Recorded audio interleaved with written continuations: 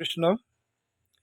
ঈশ্বরের কৃপাধন্য মহাপ্রসাদ স্বরূপ আমরা সকল মানুষ জাতি নিজেকে দুর্বল বা হীন ভাবা অপরাধ। তাই তো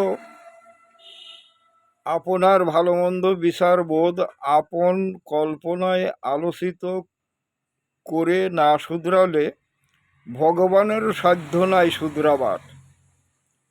মহাসাধক লালন সাঁই সুর ছন্দে বলেছেন, কারে দিব দোষ নাহি পরের দোষ, নিজের দোষেই ফেরে পড়ি। তুমি কাঁদছ কেন? তোমার কি হারিয়েছে? তুমি কি কিছু নিয়ে এসেছিলে যাহা নষ্ট হয়ে গেছে? যাহা কিছু পেয়েছো এখান থেকেই পেয়েছো, যাহা কিছু দিয়েছো এখান থেকেই দিয়েছো। তোমার আজ যাহা আছে কাল তা অন্য কারো ছিল, পরশু অন্য কারো হয়ে যাবে। পরিবর্তনই সংসারের নিয়ম। তাই তো ত্যাগে শান্তি, ভোগে ভোগান্তি।